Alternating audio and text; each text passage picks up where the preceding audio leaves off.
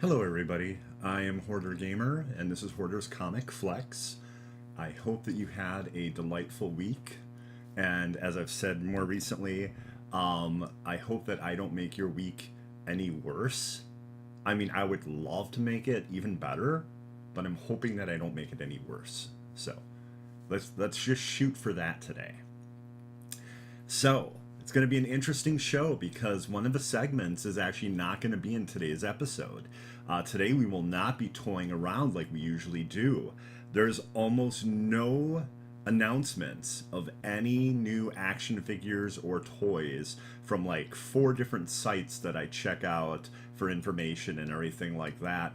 Yeah, I mean, all I can say is that Walmart exclusive Superman with a cloth cape or material cape, I guess you could say, and a new Flash figure from McFarlane Toys. Here's the problem, though: those are exclusives from Walmart, so you might as well just purchase them from the scalpers right away. The chance of you getting them is very, slim. You might be able to stumble in the store; they might be there, but they don't put them on the website or anything like normally.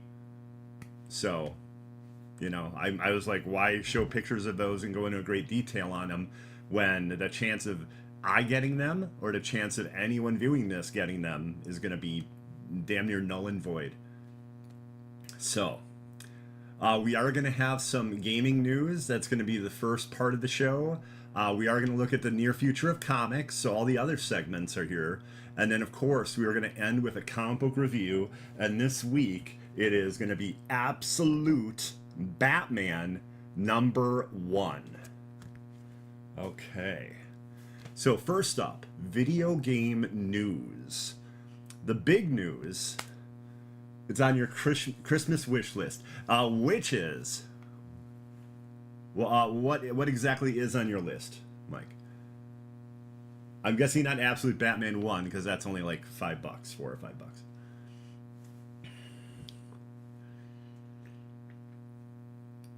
Peace and Goodwill Toward Men.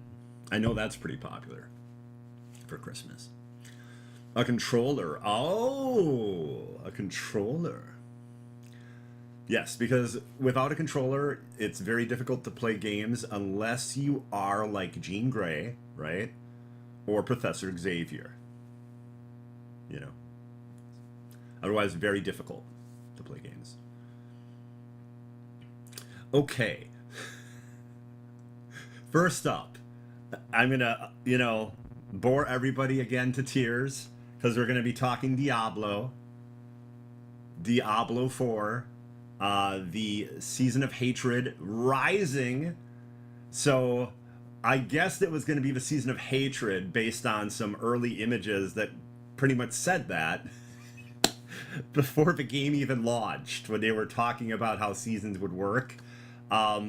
They had a lot of this already, I guess, set like almost a year ago, if not longer. So, yeah, based on that, I was like, oh, it's going to be the Season of Hatred. But they got me because they added the word rising. I was like, damn it! I was so close. So close.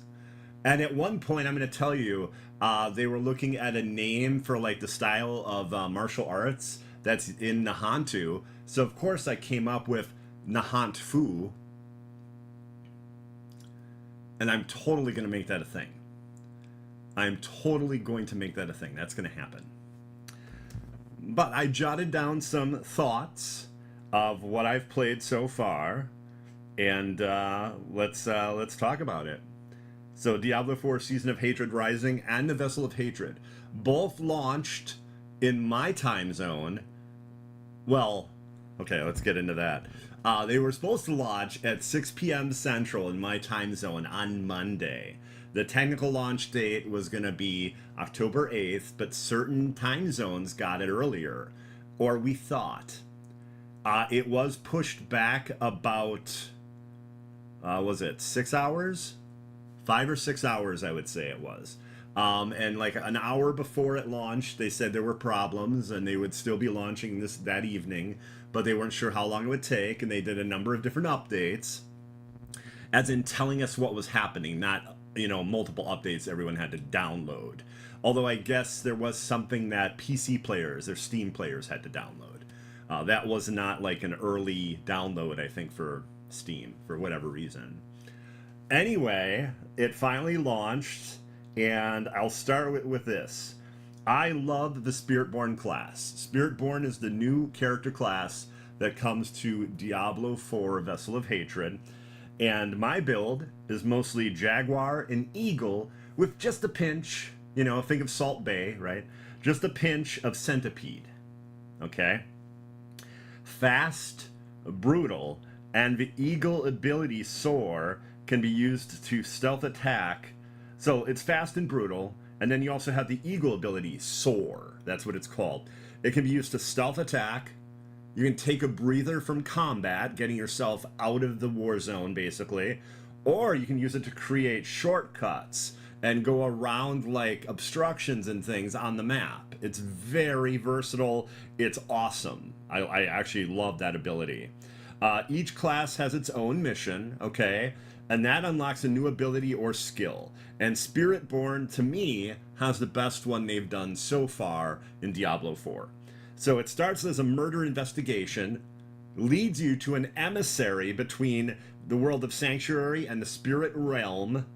Then that emissary helps you hunt and kill an ethereal beast in the Spirit Realm.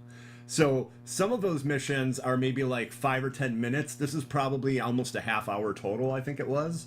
And it was really cool. It was a really cool character mission. And after that, I got some neat buffs based on specific spirits. So it was definitely worth doing. And each class has something similar, right? You have I believe it's the Book of the Dead for the Necromancer. You have like a bargain or an agreement you make with a spirit for the Druid. Everyone has something like that, so it's pretty neat.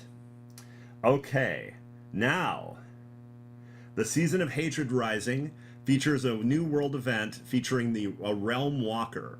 And the Realm Walker was actually in Diablo 3. It's this giant beast with a portal on its back. So here you basically follow the Realm Walker on its mad journey, and when it reaches its destination, it becomes weakened. And when you defeat it, you access the portal on its back. Your goal, once you use that portal, is to get these special opals. Okay? Now, the opals are increase of gold, increase of materials, increase of weapons and gear. So basically, it gives you 15% extra experience. Then it also increases those things, and it can be coupled with an elixir, which is awesome. So you can basically, even with like first level elixirs, you're looking at 20% experience before any other buffs. So that right there is great. Waiting for a Hoarder Man game, kind of like TMNT. It's funny you mentioned TMNT. They have a new game coming out next week. Kind of like TMNT, but Hoarder is fighting crime with copious amounts of furniture. I don't know. I mean, I'm not sure how that would be. Is it nunchucks, but it's like table legs? I'm not sure. I mean, I'd have to. It's something I could think of, maybe. Okay, so basically, you follow it on this mad journey. You get those opals right from this portal that opens up, and I gotta say, I love the event, but you chase the walker, the Realm Walker, a hair too long. Okay, it's just a little bit too much because it stops spewing enemies and just marches to its destination. And you're just like, for like 2 or 3 minutes, just tailing it at that point. They needed to shorten it. Like, what they need to do is they need to shorten the event by just maybe 2 minutes or so and have it less meandering, you know? Otherwise, I think the opals are great. And the opals are meant to let you play your way. That's a big part of Diablo 4. Rod Ferguson has talked about it many times. He's one of the main devs for Diablo 4. And yeah, the idea of playing your way, so you choose what activities you want to do in Sanctuary to level up and to, you know, just have fun. You're not forced into anything specific, and then you use those opals in order to give yourself more experience. And then each opal is like, what, 30 minutes, I believe. So, okay. But yeah, I think if they tighten up the travel path of the Realm Walker, it's going to be a lot better experience. Has anyone else tried it yet? Has anyone tried Season 4 or the expansion? I could snap my fingers and it appear and attack the evildoer. So now I'm magic. I'm magic now. That's wild. Next up, so that was pretty much like all the Diablo 4 news I have, okay? Silent Hill 2 Remake has players and critics shouting from the rafters. See what I did there? Silent Hill, but shouting from the rafters. It looks like Bloober Team knocked it out of the Bone Park, which isn't a thing, but I thought Halloween theme instead of ballpark, you know. I hear digital crickets right now. Digital crickets. Okay, but no, seriously, Silent Hill 2 Remake looks excellent. I will be streaming it on my Twitch channel. I look forward to playing it. I like Bloober Team, but like, I believe it was them that did a Blair Witch game. And while it had some cool ideas and it was creepy as hell, it also had a lot of technical shortcomings. And I was worried at first when it was announced they were going to do a Silent Hill 2 remake. But apparently those worries were for naught, because most fans think it's awesome. There's a very small subset that don't like it. And critics loved it. So, yeah, apparently Bloober Team did an excellent job, and that's really cool. Let's see here. Haven't had time to try the expansion yet. It's really cool. It's really cool. Also, I've heard it's larger than you're expecting because of different, what do you call that? Different missions that have, like, you know, extending missions to them. So, like, you'll think it's going to be real quick, like, to work with one of the new mercenaries, but it's a whole mission chain. So, okay. Now, our final video game information, Metaphor Re Fantazio has also made a lot of noise. See, I connected it to the shouting from the rafters with the previous thing. Okay. Refining elements of Persona and Shin Megami Tensei. Critics love it, and players will get their chance with this epic Fantazio on Friday. So I'm very much looking forward to it. I've played the demo twice, off stream on Xbox, on stream on PlayStation. About 6-hour playthrough on the Xbox and an 8-hour playthrough on PlayStation for the demo. I repeat, it's a video game demo, and on the average, it's about 6 hours in length for a video game demo. One of the best things about it is that I would say that after you play it, whether it's going to take you 6 hours, 7 hours, 8 hours, you'll know if you want the game or not. There will not be a question in your mind. You will either gel with the way the game plays and, like, the story it's telling, its sense of humor, its art design. You will immediately gel with that, or you're going to be like, you know what? Not for me. So I highly recommend, if you're thinking about picking up Metaphor Re Fantazio, try out the demo. Okay? And yeah, that comes out on Friday, and I'm very much looking forward to that. I'm streaming that as well, and I don't know exactly how that works with Hoardtober, which is the quasi-event I'm having on my Twitch channel, but I mean, there's real creepy, screwed-up-looking bosses. There's that. There's really crazy, scary-looking bosses. Persona had some of those too, but I'd say these are even more creeped out from what I've seen so far. But yeah, I very much like the demo, and I'm very much looking forward to the game. Average playthrough is between 65 to 80 hours. Okay, I've heard 65 is at the low end. So you'll definitely get your money's worth. You probably won't get your Persona 5 Royal or Royale money's worth, because I want to say that was 125 to 150 hours. But still, you should get your money's worth.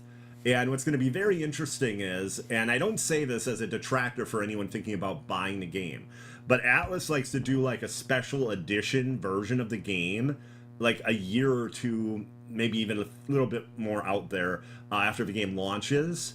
So it'd be interesting to see what they could add to it, you know? What other quality of life elements could be in the game, because there's already a lot in Metaphor Re Fantazio. Like, it takes those, like I said, the elements from Persona, Shin Megami Tensei, and it just adds a lot of quality of life, and it just does a really great blending of the different mechanics in both those games. Is anyone else looking forward to Shin Megami Tensei? I'm sorry, Metaphor Re Fantazio. I did it myself. I did it myself. Wow! Wow! What a detailed response. Nah! Did you play the demo? Mike, did you play the demo? Because the demo is truly incredible. Yeah.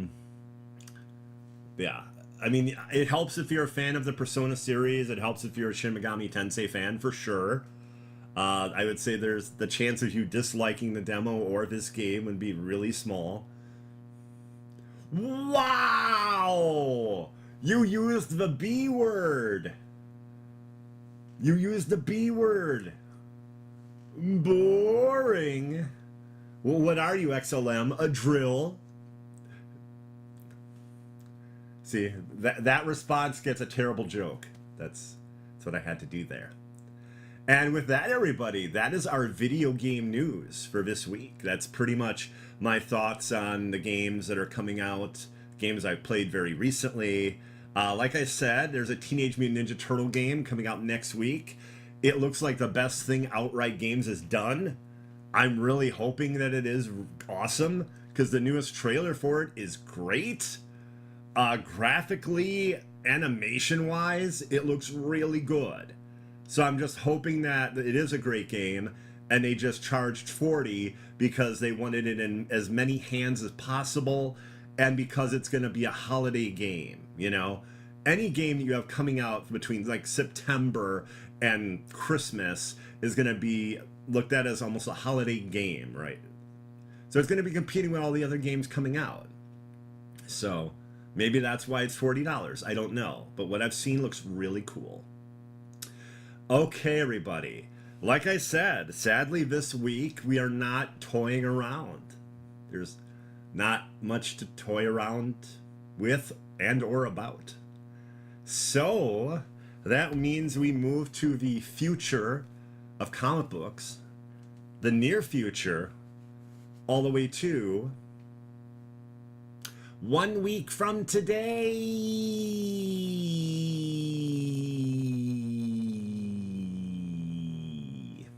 Okay, and first up we have Batman and Robin Year 1, Number 1. So it's the first year of Batman and Robin, and basically they're trying to keep Gotham, you know, running, you know, the way it should be. Even though there's a lot of like mob bosses and stuff that are doing their thing in Gotham, including a new one named the General. And he's come to town and he is raising hell. So basically there's a lot going on here between Batman and Robin trying to stop this General. And the most important thing, or most exciting thing, is it's written by Mark Waid. And Mark Waid recently has been writing some excellent comic books. Okay, Batman Superman World's Finest has been fantastic. And then he's done some other mini-series recently and everything. And it's all been great. It's been really good. So there's no reason to think this Batman and Robin Year 1, number 1, won't be great. So something definitely to look forward to. Next up, we have some horror here. Okay? The Exorcism at 1600 pen. So it's wild because I follow a number of the creators of this book on Twitter. So like over 6 months now, I've heard little bits and pieces of this book coming out. I feels like around 6 months or so. So the big horror, of course, being that we have a new president, right? And she's the first female president.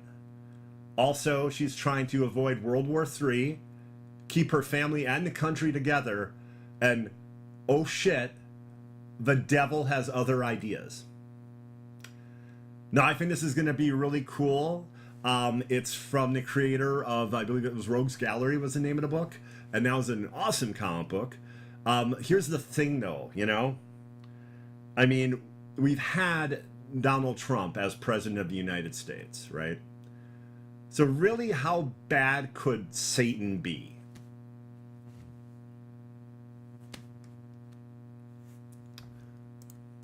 Okay, next up we have Moon Knight, Fist of Khonshu.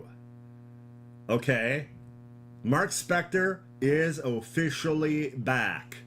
And he is back as the Fist of Khonshu, the Egyptian god of the moon. So people have been waiting for this. There's not a ton of details except the fact that Mark has died before and come back. So this is not the first time. But there's a concept here that there is a terrible price that takes. There's a terrible cost to him coming back. So it should be very interesting to see what Jed MacKay does here. Jed MacKay has done now, God, I want to see if this is the 3rd or 4th Moon Knight run. And they've all been in a row. They've all been in a row, and they all had like changes to the name. Like it was Moon Knight this, Moon Knight Vengeance of the Moon Knight, things like that. And yeah, he's been excellent for all of these story arcs, and this one should be no different. Moon Knight, Fist of Khonshu, number 1. Wolverine, number 1, kicked ass last month. It was great. It was violent. It was everything you want from a Wolverine comic book. And this one gives us the Wendigo. Wolvie is back in Canada, and he's facing off against the Wendigo for what should be an intense, crazy fight. I don't think there really needs to be much more said about that. So, Wolverine number 2. Nightwing number 118. And you're probably thinking 118, that's not like issue 200, 500, or 1,000. Here's the thing, though. This is the final issue of Tom Taylor's run with art by Bruno Redondo. So this is kind of a big deal. And Nightwing is in Bloodhaven, basically one more ride through town, and a huge, insane fight that's been building up for a long time between him and Heartless.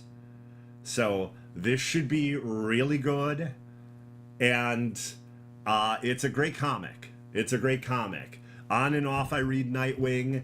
I have a good idea of what's been going on in the last few issues because I've been reading those. So yeah, issue 118 ends Tom Taylor's very long run of Nightwing, and it has been a very good run as well.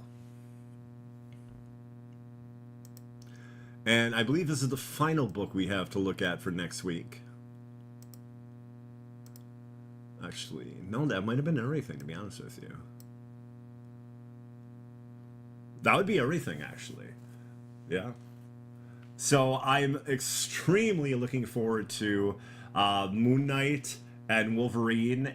Nightwing 2, I don't know if I'll be reviewing that, if that's what I'm going to review. I'm not sure. I am tempted to review Exorcism at 1600 pen. I'm not going to lie. The idea of, like, the devil, you know, trying to take over the U.S. government, that's got to be a pretty insane book.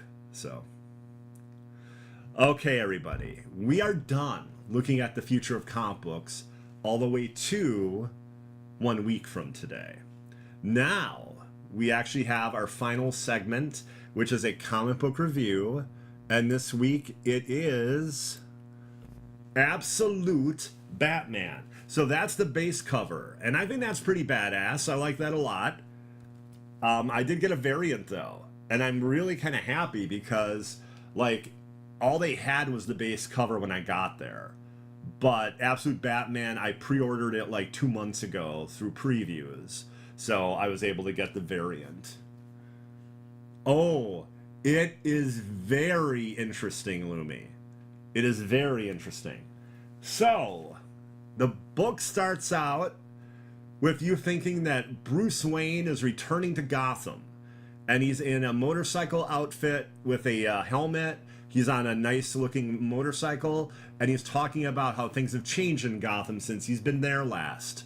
Okay? And they set you up with this thinking like, oh, this is interesting. He's talking about like maybe his training he had as Batman and everything else. That's what they set you up for. He takes off the helmet and he's an old man. It's Alfred Pennyworth. And this version of Alfred Pennyworth is basically an assassin, if not a secret agent type spy that goes around and kills bad people. So he comes to Gotham because there is the, is it the Animal Kingdom? I'm trying to remember. There's a new terrifying gang in Gotham. And they're all based on like wearing gorilla masks and doing heinous acts of violence, just like nightmarish shit. Like if you like walked outside, right, there'd be some of these people all with machetes just openly slashing people to pieces, like no rhyme or reason. Insane, crazy violence, unbridled, and there's some new big person in town who also has a big penchant for masks, who seems to be in charge of these people.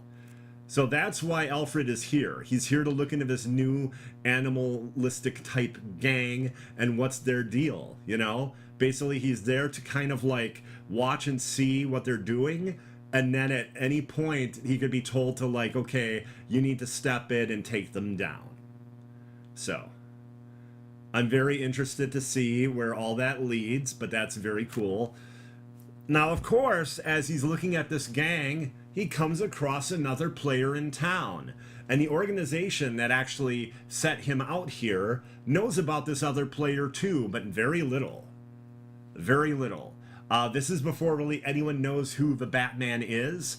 And this is a Batman, a Bruce, without the mansion. Okay? Without the butler. I mean, the butler's kind of there, but he's not a butler anymore. He's there to possibly be maybe an antagonist to this Batman. Who knows? So, anyway, he's great at martial arts. He has a genius aptitude. So he's got a number of the features that Batman has. Plus, he's absurdly jacked. Like, the big thing they did with the marketing for this book is like, this is a jacked Batman. And Batman was never, like, skinny or anything like that. But, like, this is a crazily jacked Batman. And if you're looking at that cover, okay, on his wrists, he has wraps that attach to, like, part of the wing. And at one point, he uses that to grab a criminal by the throat and push them through a glass window. There's this insane-ass fight. One of my favorite parts, though, the biggest criticism was, what's with that bat symbol on his chest? Well, if you notice the lower part of the bat symbol, like the little pointed part, he pulls a hand tool out of his utility belt, attaches it to that, removes the bat symbol, and it becomes a powerful hand axe. And he actually cuts off the hand of one of the members of this new gang. It's wild. It's wild. And then the organization that is basically setting out Alfred says, okay, move in. You need to take down this this Batman or whoever he is. You need to take him down. So he goes with a shotgun, which he claims is like there's only 3 of them in the world and it's unique. And Batman just goes and kind of like knocks it out of his hand. And even better, he leaves with it. He does this thing where he pieces off into the air and takes Alfred's shotgun with him. Later on, Alfred is hunting down Batman or Bruce, and I believe he has the information that he's Bruce. I believe the organization he works for is very much like, you know, great with info. So I believe he had that info, he figured that out or whatever. He hunts him down and finds he's in like a very top tall part of the building that wasn't being used anymore. And he's like, oh, that's clever because, you know, after all this turmoil and everything, they're not really using those parts of buildings in this area of Gotham. So he thinks he has one over on Batman, on Bruce. And he goes there with his gun. He's about to like pull the trigger, and Batman turns around with Alfred's shotgun and shoots him point blank. And he goes flying. And then a moment later in the narration, Alfred says, he made it non-lethal. He ruined it. So at first you think, oh my God, this Batman is freaking insane. He's just going to take a shotgun and just blow someone away. But then it was him, you know, altering the shotgun so it worked differently. And then Batman gets a hold of Alfred's motorcycle and he takes a jump out of the top of this tall building. And Alfred is like, how's he gonna land? Where's he gonna land? And you see the insane cape that Absolute Batman has opens and lets him basically float down to the ground in this really cool action sequence. Absolute Batman kicked ass. It's very good. So it's Scott Snyder, okay, one of my favorite Batman writers actually. He's also one of the co-creators of the Court of Owls. So, very popular. I believe he also is, I believe he did metal and death metal. I'm pretty sure that's also Scott Snyder. And then the art is by, let's see here, Nick Dragata. Nick Dragata did the art. And that's really cool too. A very intense looking Batman.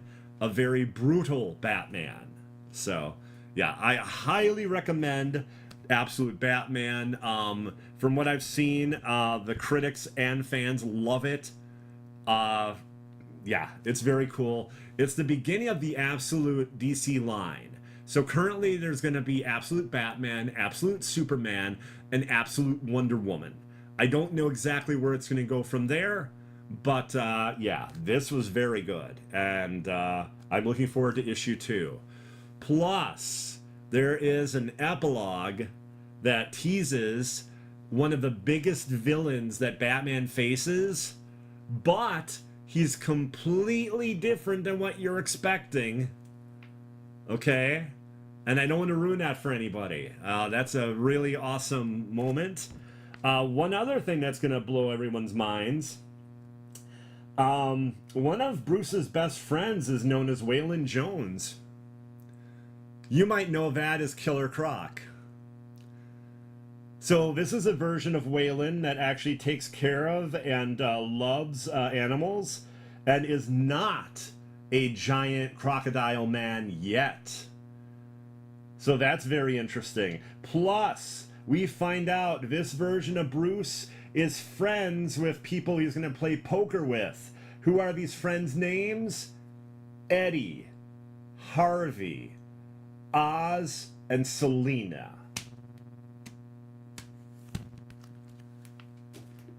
So it's a very interesting take on Batman. And I'm very interested in seeing what those friendships are like, if they remain friendships. Was it in the Telltale Batman game? I believe Oswald and Bruce were friends, but then that changes. So is that going to be similar to what happens here with these other characters we know mostly as Batman's Rogues Gallery? I don't know. But I am very excited to find out. Make me think of The Witcher. I'm not sure. Which aspect? Which aspect, Lumi? But yeah, I'm very happy with Absolute Batman. I didn't know what to make of it. I was happy to see Scott Snyder, and then when I saw the early artwork, I was like, this looks cool. I didn't freak out over the bat symbol. I thought it was like an interesting take on it, and now to find out that there's utility to it is awesome.